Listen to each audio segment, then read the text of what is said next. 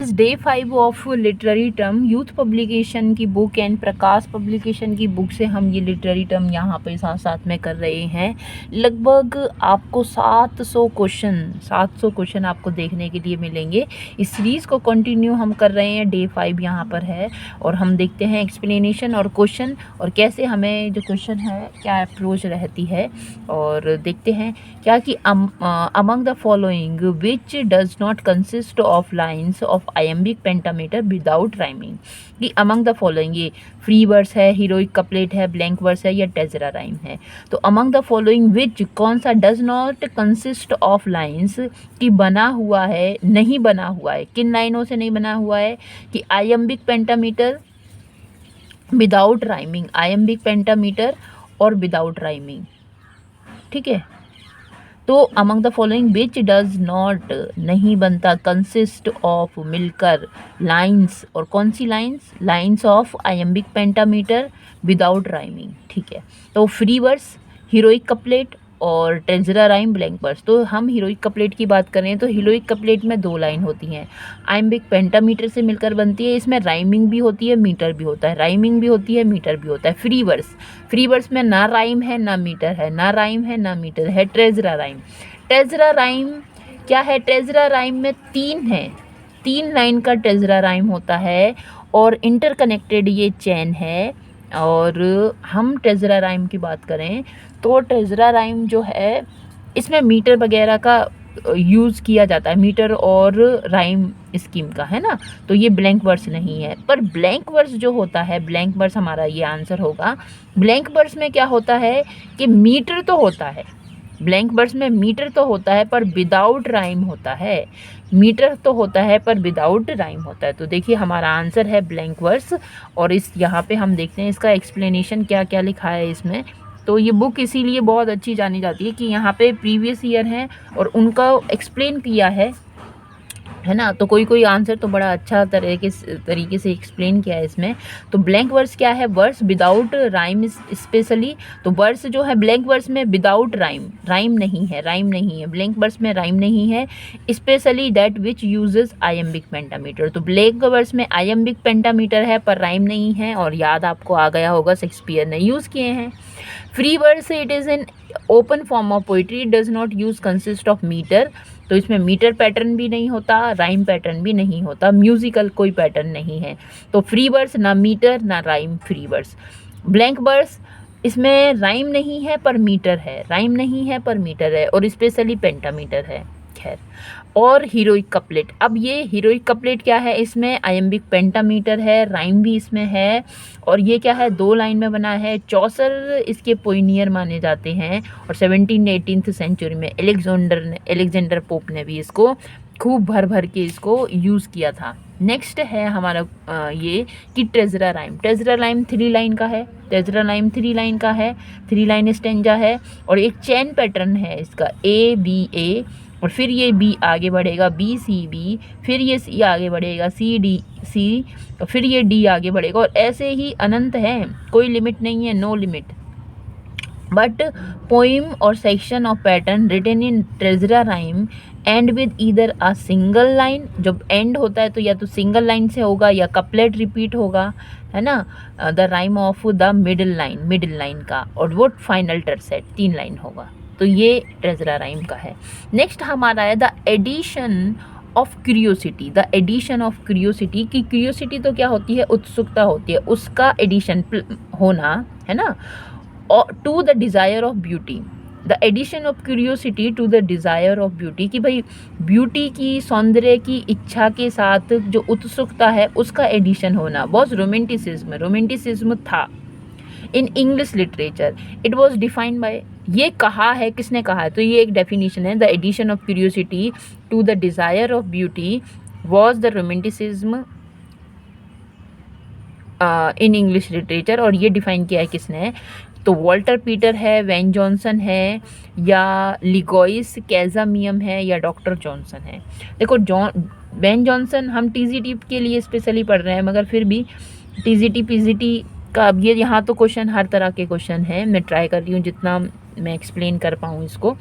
तो Ben Jonson की बात करें, हम शेक्सपियर के साथ बेन जॉनसन को पढ़ते हैं, शेक्सपियर के साथ हम बेन जॉनसन को पढ़ते हैं।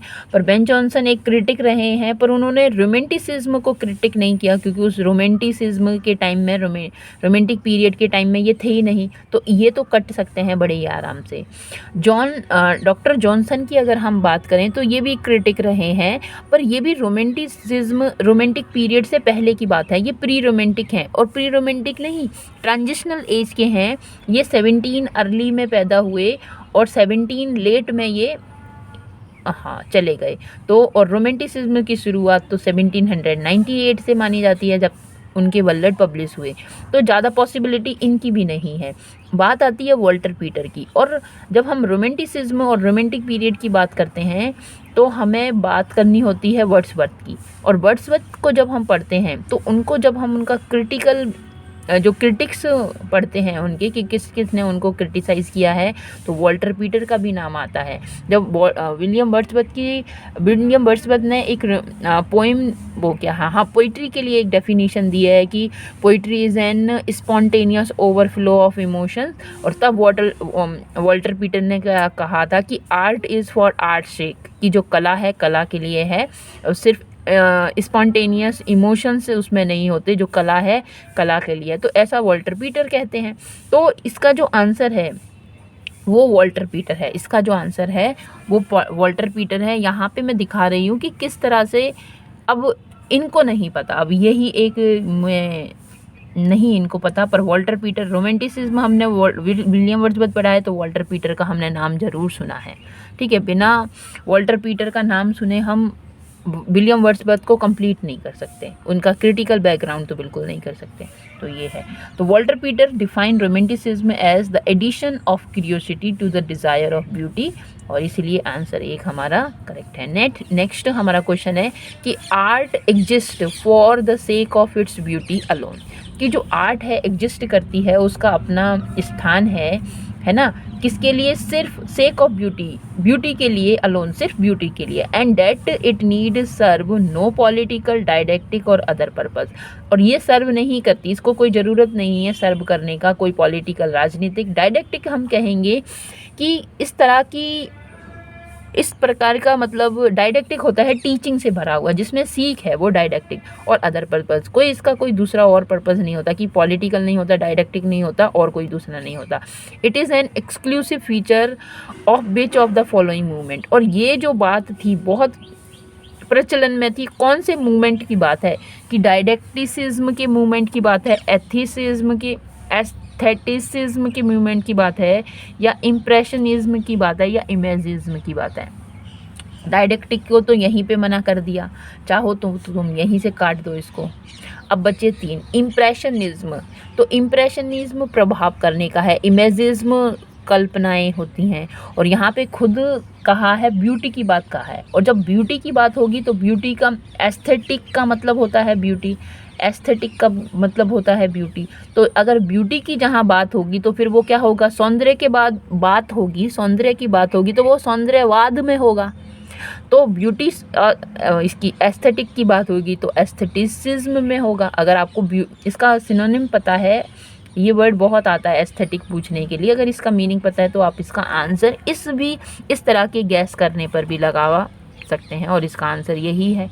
ठीक है, देखो क्या लिखा है कि एस्थेटिसिज्म और द एस्थेटिक मूवमेंट, की सौंदर्यवाद या सौंदर्य का जो मूवमेंट है वॉज अ यूरोपियन फिनोमिना था during later part of 19th century, और that had its chief headquarter in France, और इसी के लिए इसका एक चीफ हेडक्वार्टर भी फ्रांस में था। An exclusive feature of this movement was art exist for art sake of its beauty alone, सिर्फ सौंदर्य के लिए, and that it need serve no political didactic और अदर पर्पस, किसी और पर्पस के लिए ये नहीं बनी हुई है। नेक्स्ट है हमारा क्वेश्चन कि a debased form of tragedy is known, तो डिवेज का मतलब होता है लो, डिवेज का मतलब होता है लो, तो ट्रेजेडी की जो फॉर्म है पर कैसी लो, उसी तरह से एक क्वेश्चन भी इस तरह का भी आता है कि कॉमेडी की जो लो फॉर्म है वो क्या होती है, डिवेस फॉर्म कॉमेडी की क्या होती है, डिवेस फॉर्म ट्रेजेडी की क्या होती है। तो मास्क है, मेलोड्रामा है, ट्रेविस्टी है, फार्स है। फार्स जो है ये कॉमेडी की डिवेस फॉर्म फार्स होती है। ट्रेविस्टी भी कॉमेडी में है। ट्रेविस्टी ऐसी पोइम होती है जिनमें बहुत मतलब राइम वगैरह नहीं होता और क्रिटिसाइज़ करने के लिए ये ट्रेविस्टी लिखी जाती हैं। मेलोड्रामा है ट्रेजेडी का डिवेस्ट फॉर्म। और मास्क तो एक अलग से हम मिल्टन पढ़ते हैं तो मास्क उन्होंने लिखे हैं उसको पढ़ते हैं तो वो अलग बात है ना, अलग फॉर्म है ये ड्रामा की। और इसका डिवेस फॉर्म ऑफ ट्रेजेडी है क्या, melodrama. Debased form of tragedy है मेलोड्रामा। तो melodrama was a debased form of tragedy as farce may be considered a coarser form of comedy. तो याद रखिए इसको। देखिए नेक्स्ट क्वेश्चन है हमारा कि Dorian and Pindaric. Dorian and Pindaric are the type of dash found in Greek literature. अब Greek literature में पाए जाते हैं डोरियन पिंडारिक क्या हैं, सोनेट्स हैं, बल्लड हैं, या ओड्स हैं, या लिरिक हैं। तो भाई लिरिक भी नहीं है, बल्लड भी नहीं है। सोनेट्स में हमने पेट्रार का नाम सुना है पर पिंडारिक का नहीं सुना। पेट्रार का सुना है, पिंडारिक का नहीं सुना। पर पिंडारिक, डोरियन समझ लो कि मुझे नहीं पता डोरियन कौन है, पर मुझे पिंडारिक, क्योंकि जब भी हम ओड पढ़ेंगे, फॉर्म्स ऑफ पोइट्री आप प्ले लिस्ट है वहाँ से देख सकते हैं। मैंने डिस्क्राइब मतलब लेक्चर यहाँ अपलोड किए हैं कि ओड क्या होते हैं, सोनेट हैं, बल्लड हैं, लिरिक है, सब कुछ है ना। तो वहाँ से आप देख भी सकते हैं डिटेल में इनके बारे में। तो पिंडारिक जो मैंने वहाँ पर डोरियन को तो मैंने मेंशन भी नहीं किया है ना। और पिंडारिक ओड हमने पढ़े हैं। पिंडारिक जो ओड्स होते हैं, स्ट्रोफे, एंटी स्ट्रोफे, ये। और पिंडार ने जो हैं, जो ग्रीक वो थे पिंडार पोइट, तो उन्होंने ओड्स लिखे। तो इसका आंसर हमारा क्या है, अगर आप पिंडार को याद रखते हैं तो फिर आप इसका आंसर भी इजीली दे पाएंगे। क्या लिखा है कि डोरियन और Pindaric are type of odes found in Greek literature. और Pindaric ode is known as the regular ode. In English it is a close imitation of Pindar's. नहीं, फिर से, क्या Pindaric ode is known as the regular ode. ठीक है, regular odd इनको कहा जाता है। इरेगुलर भी होते हैं। इरेगुलर में हमें वो जो वर्ड्सवर्थ ने, कीट्स, सैले, इनने जो ओड लिखे हैं वो इरेगुलर लिखे हैं। पिंडारिक ओड क्लासिकल ओड है, रेगुलर ओड है। ठीक है, अब ये रेगुलर ओड है, इनमें तीन चीज़ हमें देखने को मिलती है क्या, स्ट्रोफे, एंटी स्ट्रोफे और इपोड। स्ट्रोफे, एंटी स्ट्रोफे, इपोड हमें पिंडारिक ओड में देखने को मिलती है। और क्या लिखा है कि in English it is close imitation of Pindar's form. ठीक है, और Dorian form is more usually known as Pindaric. तो डोरियन फॉर्म भी पिंडारिक ओड कहा जाता है। तो दोनों एक ही हो गए। और Dorian ode is also called from the district and dialect in which it aroused the lesbian name after the island of Lesbos consist of 3 parts। अच्छा, तो इसमें जो लेबोस का जिक्र, लेस्बियन का जिक्र, लेबोस का जिक्र होता है जो कि 3 पार्ट में है, स्ट्रोफे, एंटी स्ट्रोफे। अच्छा, ये नहीं पता था कि ये 3 पार्ट क्यों है। डांस मूवमेंट मैंने यहाँ पे पढ़ाया है, जब आपको इसको क्या है कि जब वो लोग क्या कहीं स्ट्रोफे, एंटी स्ट्रोफे और इपोड की लेफ़्ट मूवमेंट, राइट मूवमेंट और फिर रुकना, तो ये 3 इस तरह के मैंने पढ़ाए, पर इन्होंने कुछ और ही यहाँ पे डोरियन का दिया है। चलो ठीक है, हम इसको आंसर तो अपना जज कर सकते हैं, इतनी एबिलिटी तो हमारे पास इसमें है, सिर्फ उतना पढ़ के कि ओड क्या है ना। ओड का डेफिनेशन जो मैंने डिस्क्राइब किया है उसे पढ़कर। It was Thomas Wyatt and Henry Howard who introduce dash to English the first half of 16th century. तो 16th सेंचुरी हमारा शेक्सपियर की सेंचुरी है भाई। शेक्सपियर सबसे ज़्यादा क्या लिखे हैं शेक्सपियर ने, एलिजी, सोनेट्स, इपिक्स या बल्लड।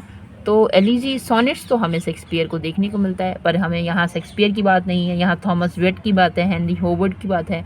हेनरी होवर्ड का तो मुझे नाम नहीं पता है ना।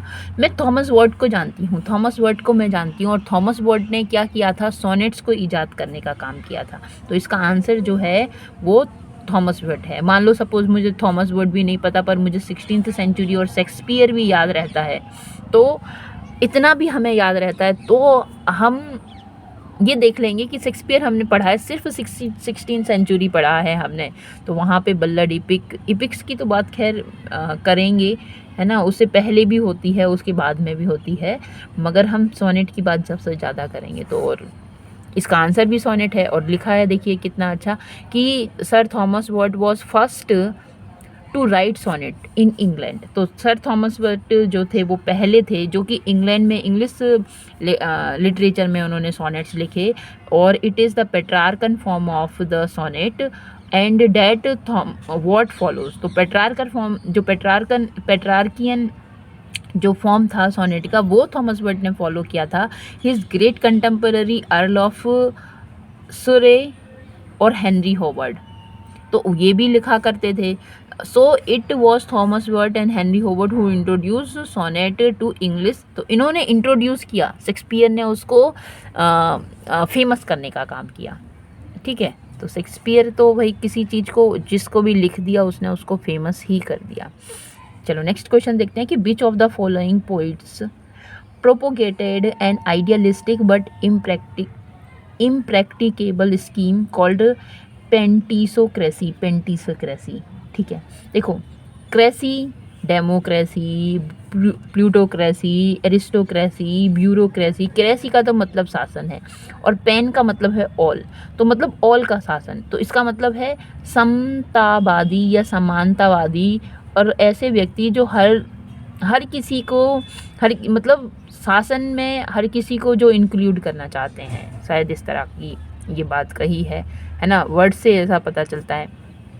तो कौन थे इसमें जिन्होंने जिसकी बात की है कि एसटी कॉलेज हैं, जॉन मिल्टन है, सैले हैं या बायरन है।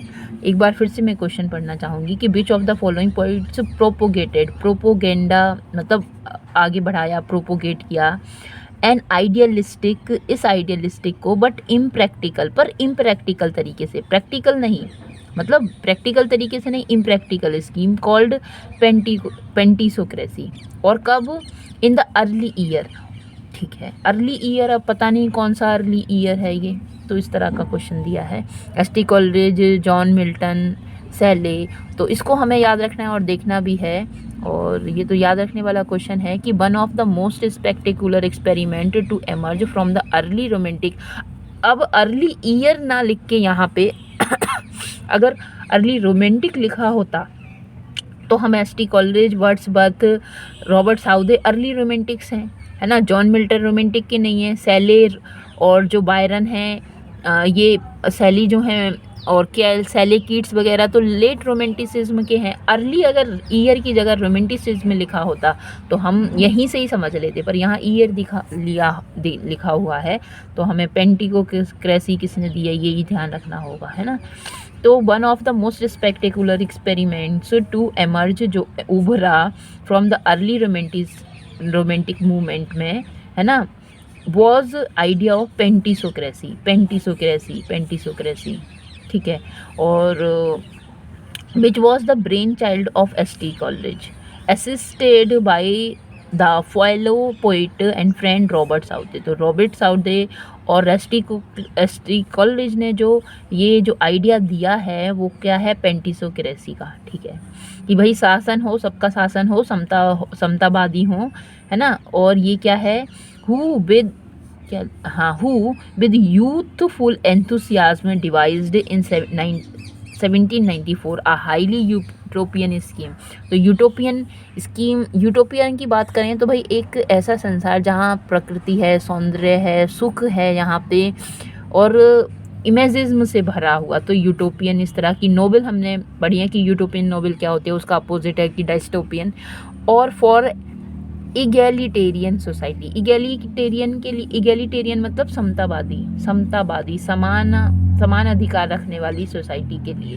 तो ये बात जो है पेंटिसोक्रेसी एसटी कॉलेज से आप याद रखिए, एसटी कॉलेज ने ये कहा है। नेक्स्ट है कि the Greeks followed 3 unities in their place, और वो 3 यूनिटीज़ का नाम है टाइम, प्लेस। तो unity of time, unity place और यूनिटी ऑफ एक्शन। बिना एरिस्टोटल को पढ़े तो हम आगे बढ़ नहीं सकते। और इसमें हम ऑप्शंस को क्या देखें, इस वाले में हम ऑप्शंस को क्या देखें, ये तो हमारा जो आंसर है वो एक्शन है। इजी है ये क्वेश्चन। चलिए यहाँ से एक और बुक है, ये कुछ क्वेश्चन और देखते हैं हम। का A humorous verse from 5 anapestic line with a rhyme scheme A A B B A। तो ये क्या होता है कि एक ह्यूमरस वर्स है, ठीक है, लय है, और जिसमें 5 एनापेस्टिक यूज़ होते हैं।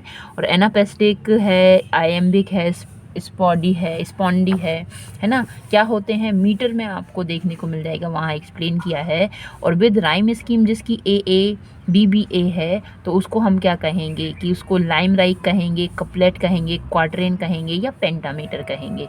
तो इसका आंसर है लाइम राइक, इसका आंसर है लाइम राइक। देखिए इस लाइमरिक के बारे में हम यहाँ पे थोड़ा पढ़ लेते हैं कि लाइमरिक एक कॉमिक वर्स है कंटेनिंग 5 एनापेस्टिक, 5 एनापेस्टिक होते हैं। और एनापेस्टिक क्या होता है कि अनस्ट्रेस्ड, अनस्ट्रेस्ड मतलब 2 unstressed 1 stress, anapestic 2 unstressed 1 stressed line होती है।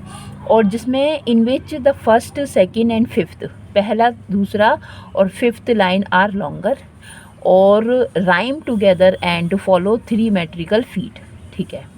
वाइल द थर्ड और फोर्थ लाइन, जबकि तीसरी और चौथी लाइन में राइम टुगेदर राइम करती हैं, 5 है ना, तो फर्स्ट, सेकंड और फिफ्थ, और तीसरी और चौथी, है ना, फर्स्ट, सेकंड, फिफ्थ एक साथ राइम करेंगी और तीसरी और चौथी राइम करेगी टुगेदर। आर शॉर्टर, छोटी होती हैं, एंड फॉलो 2 मेट्रिकल फीट, और ये 2 मेट्रिकल फीट को फॉलो करती हैं। हाउएवर, जबकि समटाइम्स इट मे वेरी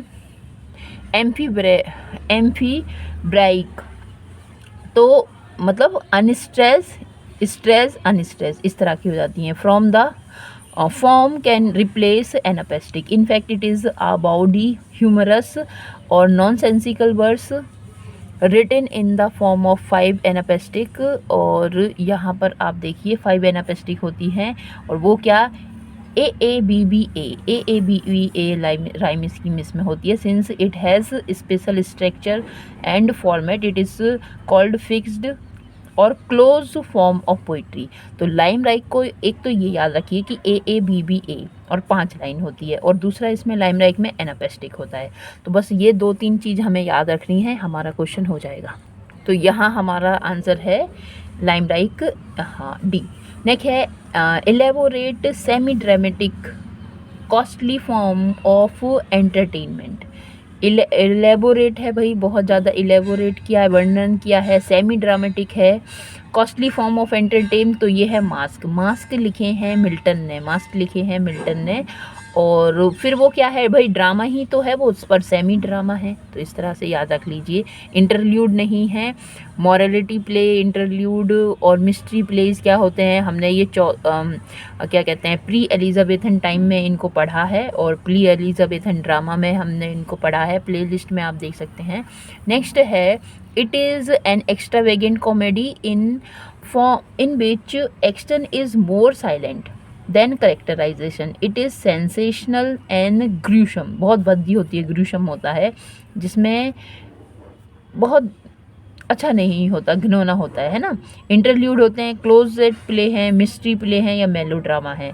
तो एक्स्ट्रावेगेंट कॉमेडी है, एक्स्ट्रावेगेंट कॉमेडी है, पर भाई एक्स्ट्रावेगेंट ट्रेजेडी होना चाहिए, in which action more silent than characterisation. तो जो करेक्टराइजेशन, उनके करेक्टर ऐसे नहीं बने और उनके एक्शन और ज़्यादा साइलेंट होते हैं, उसके सैलिएंट होते हैं, sorry.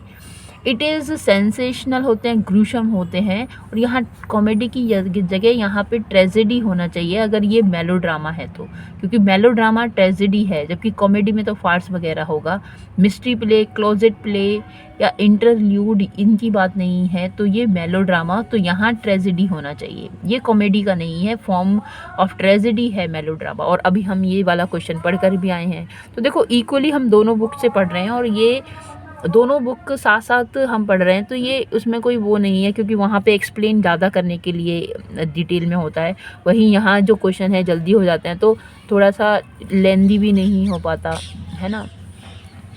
A performance using gestures and body movement without words, तो वो क्या है, राइम है, माइम है, लाइम है और एनजी माइम है। तो वो माइम है, माइम मिमिक्री करना होता है, मिमिक्री, पर ये सिर्फ माइम है, मिमिक्री नहीं है। उसमें तो मिमिक्री में बोल बोल के बताएंगे आवाज़ की, यहाँ पे सिर्फ एक्शन का करेंगे तो ये माइम हो जाएगा, बोल के बताएंगे तो मिमिक्री हो जाएगा। नेक्स्ट है कि they are the goddess of divine retribution and vengeance, कि भाई गॉडेस है, देवी है, और देवी किसकी? Divine retribution. रेट्रीब्यूशन क्या है? रेट्रीब्यूशन मतलब बदला लेना, रेट्रीब्यूट करना। और बेनेजियन की, the term is used when evil brings about its own downfall. ठीक है, तो वो कौन सी, जब वो ये टर्म यूज़ किया जाता है जब व्हेन इविल ब्रिंग्स, जो बुराइयां हैं आती हैं, अबाउट इट्स ओन डाउनफॉल, वो उसके जो मतलब किसी इंसान के अंदर कोई बुराई है वो उसी का डाउनफॉल कर देगी। तो हिकेट और बेक्कस, जाइंट या नेमिसिस। तो इसका आंसर नेमिसिस है। और नेमिसिस हमने लिटरेरी टर्म भी इसमें पढ़ा है। और नेमिसिस एक ऐसी देवी होती है बदला लेने की। और नेमिसिस क्या होती है, उसी के बाद वो फेटल फ्लो होता है, हेमार्सिया आता है ना। तो नेमिसिस क्या करवाती है, अगर तुम भगवान वगैरह के प्रति कुछ गलत बोलते हो, अपशब्द बोलते हो, मतलब अब मान लो तुम राजा हैं, तुम थोड़ा शक्तिशाली हैं, तो ऐसा एटीट्यूड आ जाता है कि भगवान के प्रति, किसी देवी देवता के प्रति तुम्हारे मन में, तुम उसे चैलेंज करते हो, बस यही गलती है। नेमेसिस फिर इसी बात का बदला लेती है। तो ये बात आप उसमें देखिए, आपको समझ में आ जाएगा। ठीक है, नेक्स्ट है the act of inventing a word और फ्रेज इज नोन एज। तो एक ऐसा एक्ट जहाँ पे वर्ड्स को इन्वेंट किया जाता है, फ्रेज को, वो कहा जाता है। तो नियोलॉजिज्म ये आंसर होगा इसका। इन्वेंशन नहीं होगा, मिंटिंग नहीं होगा, कॉइनिंग नहीं होगा। मिंट करना, कॉइन करना तो सिक्कों वगैरह से है, और कॉइन करना खैर किसी वर्ड को कॉइन करना भी होता है, पर यहाँ नियोलॉजिज्म है। कॉइन से भी अच्छा, अगर नियोलॉजिज्म नहीं होता तो कॉइनिंग भी हम वर्ड लगा सकते थे, मगर यहाँ नियोलॉजिज्म ही आंसर है। Nom de plume. Nom de plume का क्या मतलब है? Pen name, surname, sword name, surname, nib name. तो इसका आंसर है पेन नेम।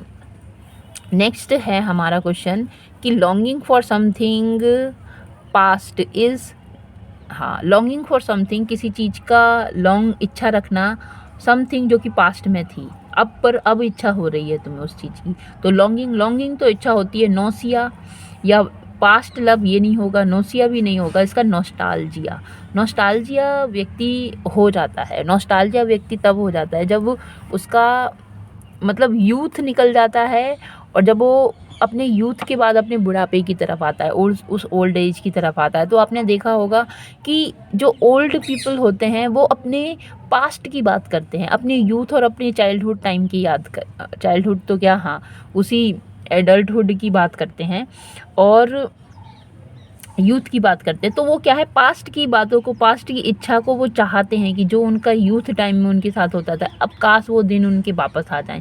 तो ऐसा करके वो क्या कर रहे हैं, वो बहुत नॉस्टैल्जिक हो रहे हैं, नॉस्टैल्जिया है ये। ठीक है, नेक्स्ट है the metaphysical study of the nature of being and existing is. तो मेटाफिजिकल स्टडी है और किसकी, नेचर की। तो एंटोलॉजी, सिस्मोलॉजी, तो ये तो भूकंप वगैरह की हो जाएगी। पेनोलॉजी और नन ऑफ द दीज। तो मेटाफिजिकल स्टडी ऑफ नेचर, तो ऑन्टोलॉजी है ना, ऑन्टोलॉजी याद रखना है इसको।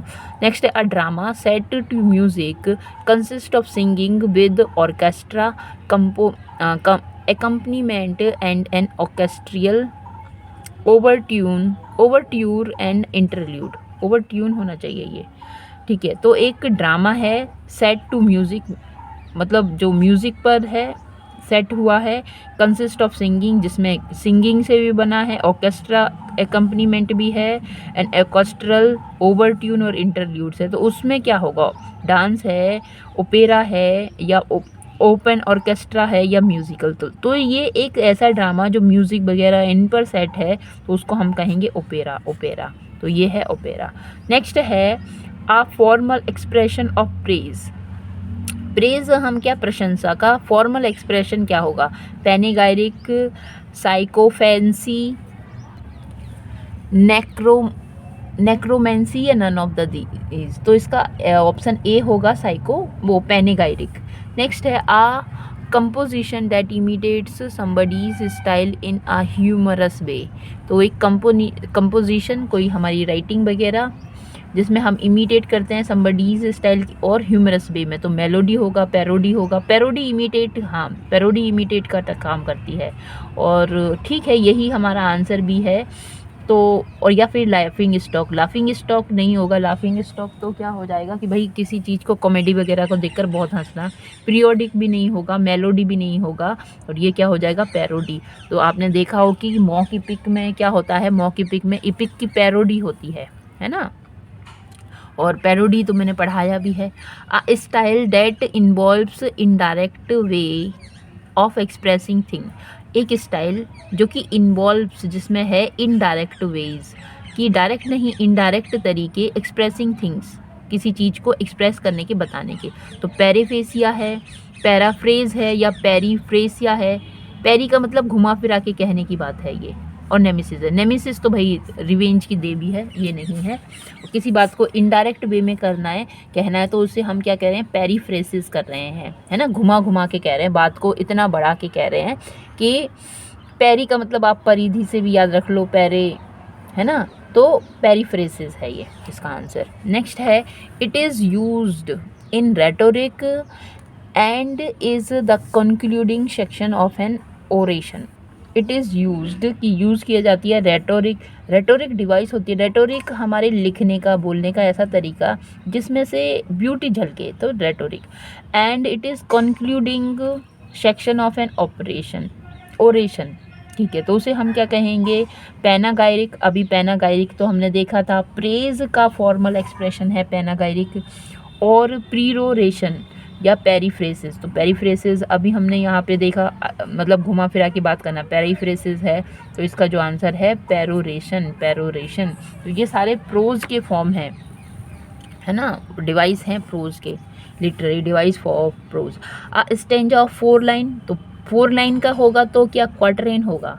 2 है तो 2 लाइन है कपलेट। क्वार्टर्स 1 1/4 होता है क्वार्टर, है ना। और सेस्टेस तो 6 लाइन से बना हुआ तो होता है। तो क्वार्टरिन और क्वार्टर में आप अंतर देखें, और तो फिर ये सही हो जाएगा आंसर। क्या है, it is almost reduction to the absurd, ठीक है। इट इज़ ऑलमोस्ट रिडक्शन, जिसमें क्या है, रिडक्शन है, कमी है एब्सर्ड की, एब्सर्डिटी बेतुकेपन की, एब्सर्ड, है ना, भद्देपन की। It is a disproof by showing that the consequences of the proposition are absurd, की जो परिणाम है, रिजल्ट हैं, कॉन्सिक्वेंसेज हैं किसके, प्रोपोजिशन आर एब्सर्ड, कि वो बेतुके हैं। तो ये क्या है, रिडक्शियो एड एब्सर्डम, एब इनिशियो, बर्बेटिम, इट लिटरेटिम या बर्बेटिम सेटिस्पेट्रा। तो ये सारे ही, ये जो वर्ड्स हैं, है ना, ये ओल्ड इंग्लिश और ग्रीक लैटिन भाषा के हैं ये। तो इसका आंसर यहाँ रिडक्शन है। तो भाई रिडक्शन से ये याद रख लो कि रिडक्शियो, और एब्सर्ड से एब्सर्ड, तो यही आप आंसर कर लीजिए। कभी कभी इस तरह के ही वर्ड्स को ही हम गैस करके हमें आंसर करना चाहिए।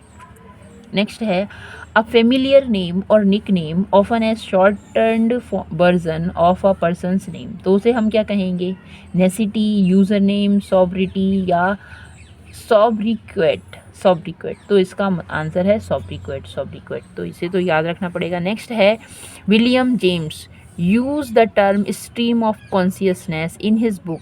तो विलियम जेम्स की बुक है कि principle of psychology, principle of psychology, है ना। स्ट्रीम ऑफ कॉन्शियसनेस की हमने बात की है, वर्जीनिया वुल्फ की हमने यहाँ पे बात की है। स्ट्रीम ऑफ कॉन्शियसनेस में, स्ट्रीम ऑफ कॉन्शियसनेस में हमने क्या है, मोनोलॉग की बात और इंटीरियर मोनोलॉग की बात की है। और ये स्ट्रीम ऑफ कॉन्शियसनेस में हमने बात की है बर्लेस्क, सॉरी बर्लेस्क नहीं, साइकोलॉजिकल जो नोवेल हैं उनमें हमने इसकी बात की है कि स्ट्रीम साइकोलॉजिकल नोवेल में स्ट्रीम ऑफ कॉन्शियसनेस और स्ट्रीम ऑफ कॉन्शियसनेस और इंटीरियर मोनोलॉग। तो ये principle of psychology, principle of psychology इसका आंसर होगा। और हम वहाँ पर देख सकते हैं, लेक्चर में आपको मिल जाएगा, अगर ज़्यादा आपको डिटेल में देखना है, और देखना ही चाहिए डिटेल में। Deductive reasoning in which a conclusion is derived from 2 premises। तो वो क्या होगा, denouement, लॉजिक डिनोमा, तो इसको डेनूमेंट नहीं डिनोमा पढ़ेंगे। और ये हमने पढ़ा था कब, जब हमने ड्रामा की स्टार्टिंग की थी कि भाई 5 चीज़ें उसमें होती हैं, एक्सपोजिशन है, राइजिंग एक्शन है, क्लाइमेक्स है, नीचे उतर रहा है फॉलिंग एक्शन है, और उसके बाद डिनोमा है। और डिनोमा अगर ट्रेजिडी है तो कैटास्ट्रॉफी हो जाएगा, अगर कॉमेडी है तो फिर वो सॉल्यूशन हो जाएगा, क्योंकि कॉमेडी में तो हर चीज़ का सॉल्यूशन लास्ट में मिलेगा, तभी तो कॉमेडी होगी।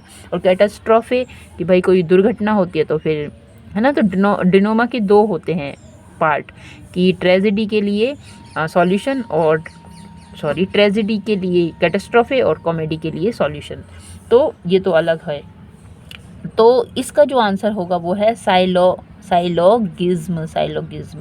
ठीक है। नेक्स्ट है useless repetition is. Useless repetition को हम क्या कहेंगे कि रिपीटिशन, टोटोलॉजी, रिकरेंस और नॉनसेंस। तो इसका आंसर है टोटोलॉजी। ठीक है। नेक्स्ट है the meaning of meaning principle of literary criticism and foundation of aesthetics are written by. तो आई ए रिचर्डसन है, ली लेविस है, स्टेन्सबरी है, या इलियट है। तो भाई बहुत ज़्यादा क्रिटिक है, इनका नाम आता है आई ए रिचर्डसन। तो यही हमारा आंसर है, इसको ध्यान रखें। तो टुडे आज के लिए इतना ही। Thank you.